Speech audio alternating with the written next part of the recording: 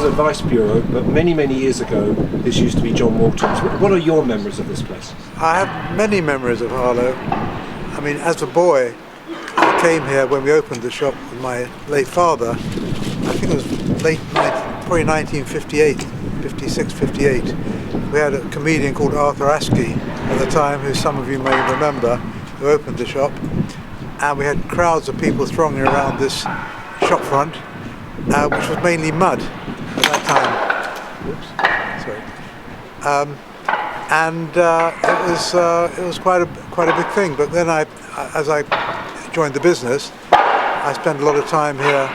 It was one of our best branches of the Walton menswear chain, and the manager, John Hawkins, was a real character in the town. Everybody knew him. And we subsequently built a boys' wear business upstairs with schoolwear, and we eventually had all the schoolwear contracts in Harlow. But lots of memories of this place, great memories. And good memories, aren't they? Very good memories. And I walk around, I see familiar faces. I probably don't know them, but there's a sort of feeling, about the area that you kind of feel very much at home here with the people. And was it a thriving business, and was there a real business community as well?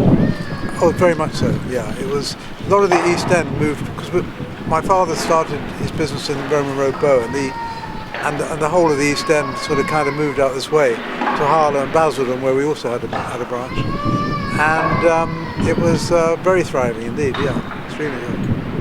And you've had a little look around now. What do you think today?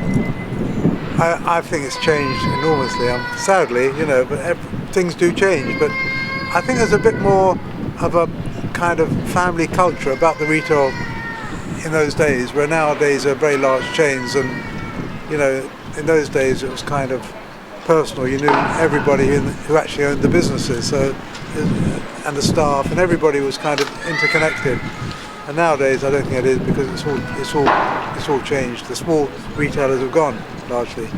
You is our MP Robert Halfon, and you're related, I believe. Yes, I'm proud to say that Eddie is my cousin, and I knew Eddie and his father Horace Woolf. I never came to the shop because I was too young, because it sadly closed in 84, wasn't it? 84. But ever since I've been MP for Harlow, and actually before, when I was candidate, I've always been told by Eddie about the shop, and he's given me loads of press cuttings from the time. And it's been nice because I've met staff. Sometimes people come up to me in the street and say, I worked at John Walton, and they've also sent me press cuttings and pictures, so it's wonderful to have Eddie here. It's actually at the CAB.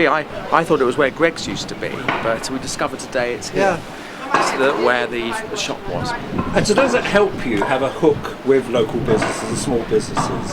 Well, everyone knows I live and breathe Harlow. I love Harlow. I lived here for a long time now, and although I wasn't brought up here, I was brought up down the road in North London. But it's just something I'm very proud of, that the place where I represent, that my family had a thriving business here for many years. For a second, so a young person starting out, interested in business, any advice for them?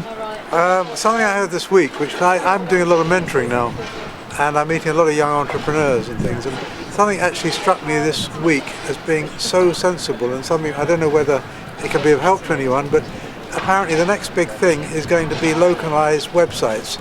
So you'll order something on the website, but you'll buy it locally, rather than having it sent in the post from somewhere else. And it's just actually quite interesting philosophy that, with the website changing so much, can actually benefit local shops by linking up in future with a local collection, ship and collect, but more, on general merchandise, working with local shops. It could be something for the future.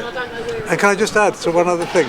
You mentioned about the thriving part of Harlow. I was just in Costa Coffee, and I must tell you, I'm always in the West End.